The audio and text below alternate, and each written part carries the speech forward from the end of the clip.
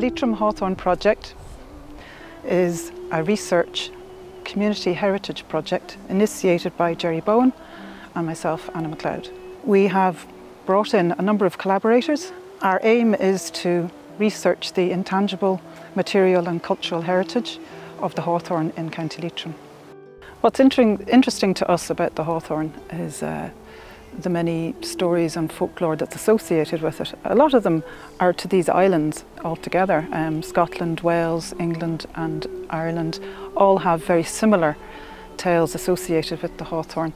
And different times of the year, of course, coming up to May and the May festival of Beltana, there's a lot to do with not bringing branches into the house but putting them outside of the house as a talisman to keep the bad spirits away. This is fundamental to all the stories we've heard and researched. We've been looking in the folklore archives, the school archives from the 1937-38 schools project, and Dukas as well. So through archival research and the spoken word, we've been looking at all different sides of the hawthorn stories.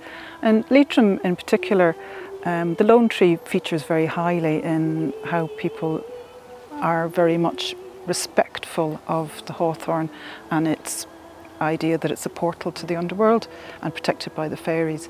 And this is a very strong belief that seems to continue to this day because there are so many lone trees left in the fields.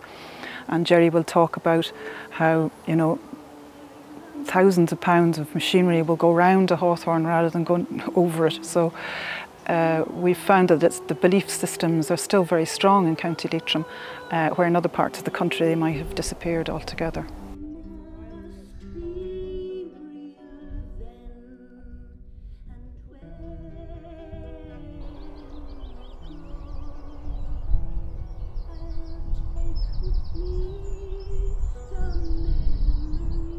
This would have been the original lone bush here, Pádraig.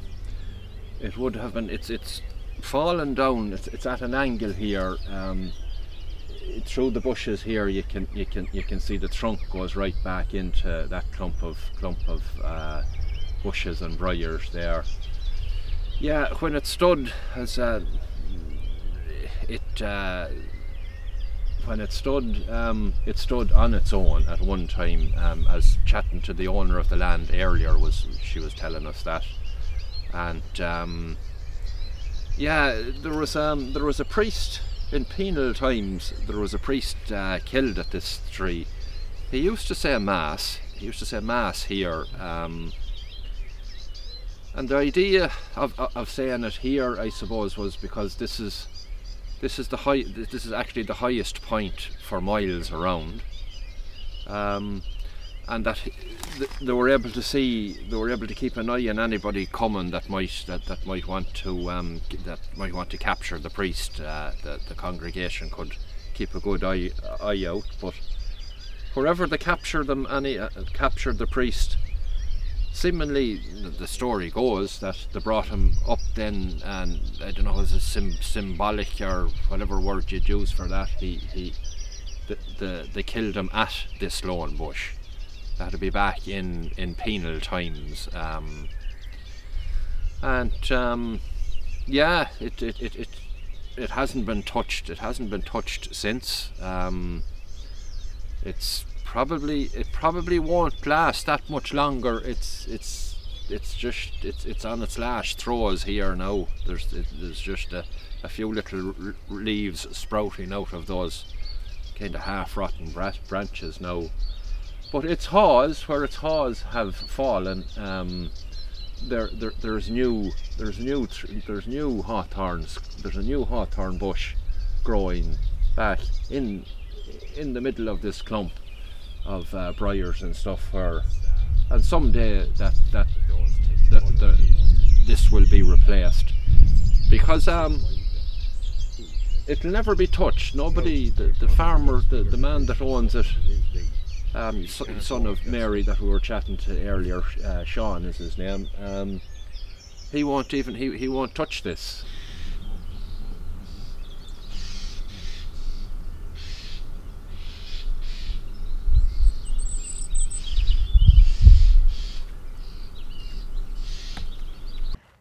So you see Sligo, you can sometimes see Donegal, and of course we're in Leitrim, so it's pretty amazing.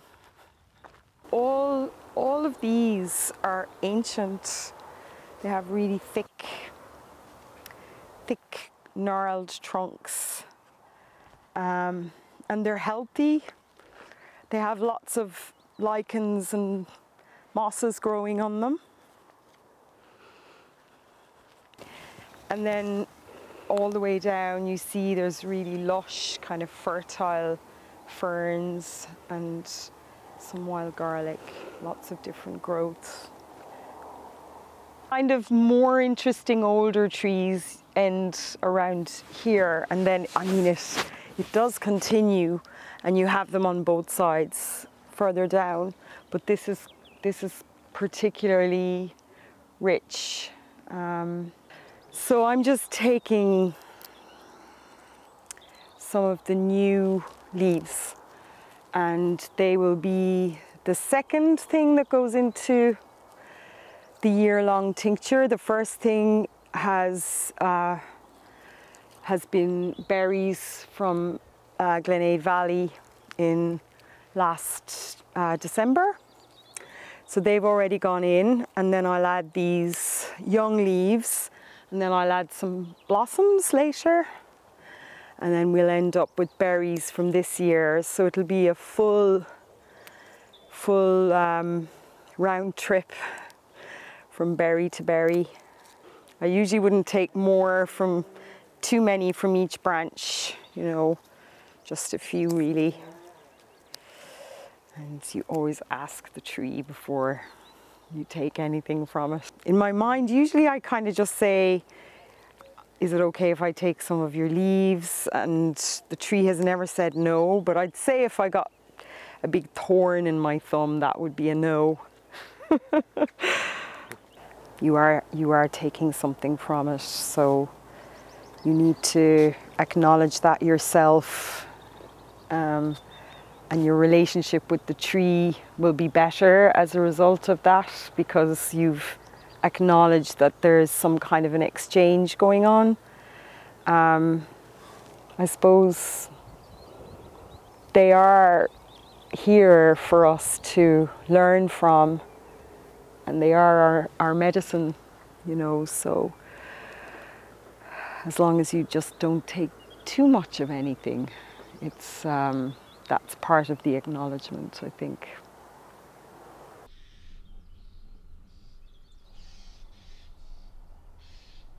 It's known as a lot of things, which he also mentioned, but one of the things that I find most interesting about it is the fact that it's positioned in the Ogham alphabet, which is our old visual alphabet, and it was based on trees.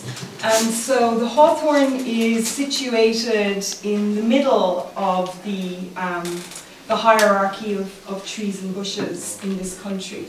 And it's called one of the commoners of the wood. And it sits with alder, rowan, willow, elm and cherry. And you'll always see these trees growing around the hawthorn. And then if you look a little lower, you'll see blackthorn in the hedge, and you'll see other, blackberry, and you'll see lots of different layers, and they would be the lowest denominators in that Ogham alphabet. So the word sciacial is based on the light of the moon, Galach, and sciach is hedge. But then the older word for hawthorn, as Wayne pointed out, is hua. And that's H with a U, large capital U, A-T-H. And that word relates to wonder and awe, with an underbelly of slight fear. So the hawthorn is revered for its protective nature, but it's also revered because it appears on its own when it's self-seeded, and it's meant to be the home for the fairy folk. And there are certain indicators in our folklore which show when the possibility of a portal to enter into that world happen, and they're usually when a hawthorn tree and a blackthorn tree are growing together independently in fields. And this is strengthened by the presence of 3 large stones. So these are stories around which people really lived their lives and revered. And because the hawthorn was associated with protection, it was often used in, for instance, when there was a new baby in a house or a young child was sick, they would hang hawthorn outside the bedroom of the child to protect the child and bring health back. And Jerry will be talking, where is Jerry? There he is. Jerry will be talking later about the use of the hawthorn in farming practices. And one of those is this extraordinary practice of taking the afterbirth and putting it on the tree, which Jerry will be going into. And then I've also come across people actively bringing the first bee stings or milk from the cow after a calf was born, if the calf is premature or small or ill. And they give the first cup of bee stings to the hawthorn tree or the mother tree that's on that land or closest to where the animals are. And that is a kind of almost sympathetic magic where you're asking the tree to look after the sick animal, you're asking the tree to protect the house and the homeland. And then that kind of almost extends into certain stories and practices where the hawthorn will be used almost as a virtual recipient of the ailment. So if a person has a sore leg, they might take a piece of a sock, a strip of a sock, or a piece of cloth, and they'll bring it to a holy hawthorn tree by a holy well, and they'll hang it on the tree. And as they hang it, they strongly make the intention that they're transferring the pain from the body into the tree, and at the same time they're asking the tree to accept this. They're asking the tree, they're almost telling the tree that it is strong enough to take this. So that's the power that the hawthorn holds.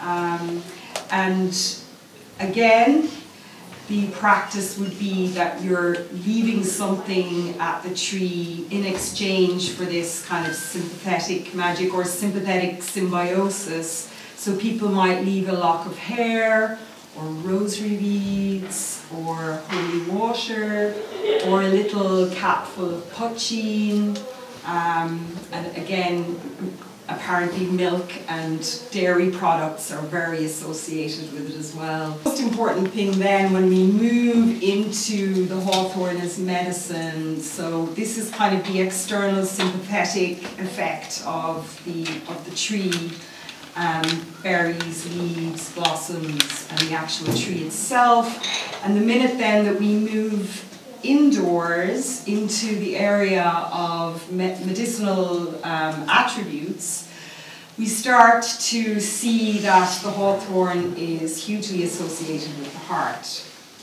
And scientifically, hawthorn has been proven. There are a number of longitudinal studies have been done on hawthorn and the beneficial effects that it has on cholesterol.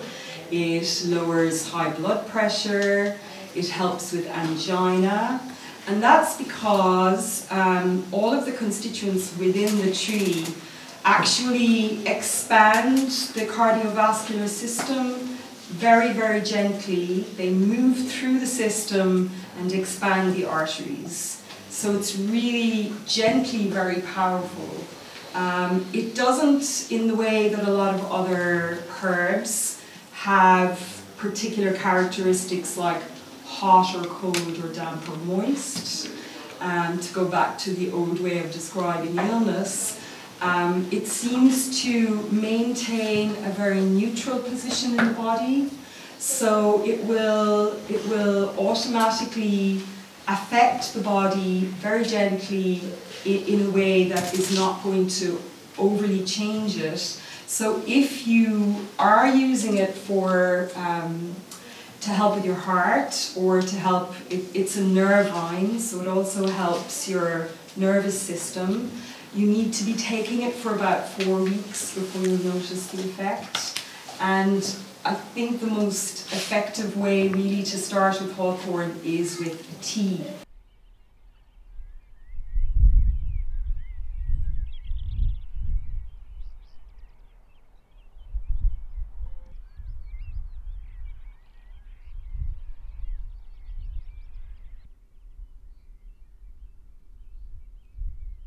The fluorescences are starting to close up a little, they're finishing off some, but I love the mixture of the lilac, the ash that's been laid through, the regenerating ash, and sadly the ash which is not going to thrive, that is most likely affected by the dieback.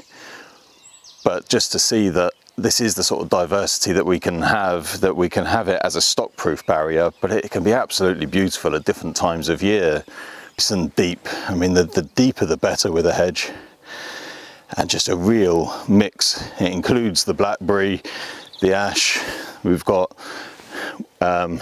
sad ash, we've got holly in here, and just these lovely fluorescences of the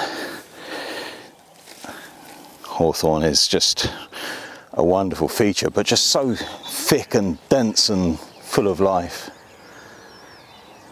They're a joy.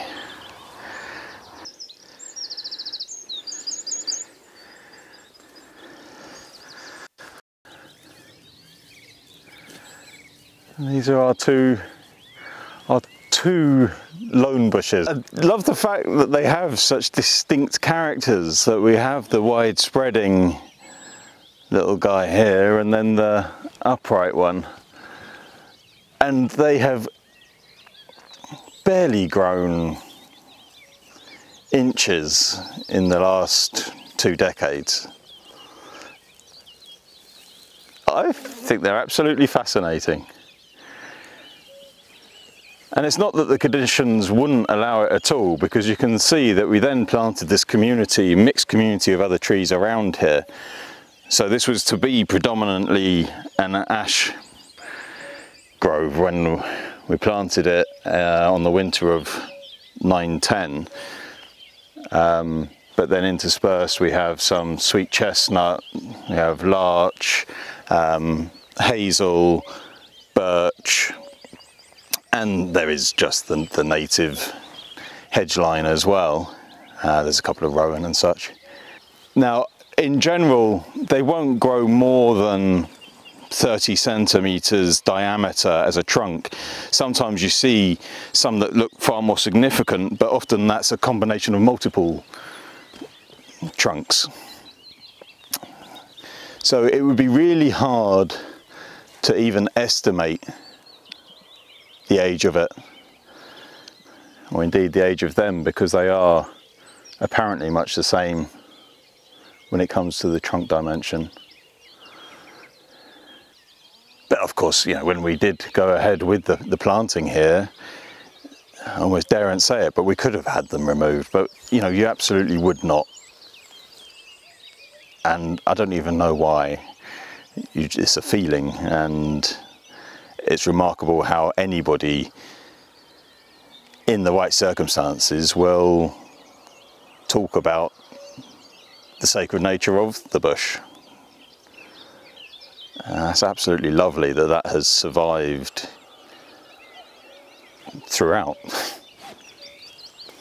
So the blossom is really showing off there, but I do like as you go in that bit more, and then we can look into the lichens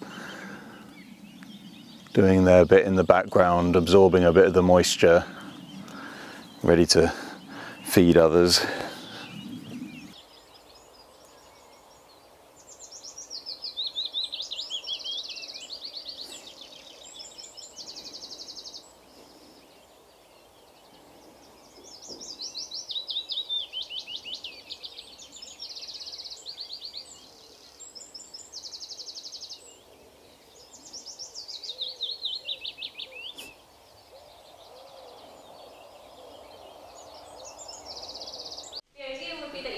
Down a branch of the hawthorn, and if you didn't have one outside your house, and you would stand it up outside your house like Jerry did, or if you had a hawthorn already in your garden, you just decorate it. So they would decorate it with tinsel and ribbons, and years ago when people would, at Easter time, they would save the eggshells, and then the children would decorate them with tinsel and paint them, and they would use them then to hang up on the May tree on May Day. And they would also hang up things like the May Babbock, which was just like a little doll made of straw, and they would hang her up. And then there was a May Queen, which I'll come back to in a second. But the main idea of the May bush was to kind of welcome Bealtaine, which was welcome in summer in the longer days, but also as a kind of May and May Day was meant to be one of the times when they said that the fairies were at their height of devilment. And it was kind of a thing to ward them off, but also to please them, because the hawthorn tree is associated with being the tree of the fairies, and also as a portal to the other world where the fairies live. So they would decorate them and celebrate that tree in celebration of Bealtaine and also of the fairies. Hands with them. That's it.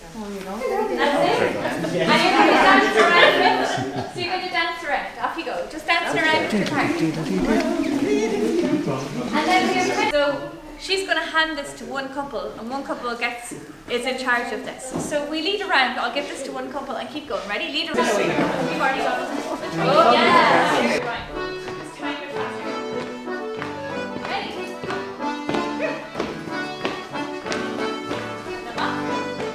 Step. And face your partner and dance away with them. Yee-hoo! Don't follow your partner in the chain.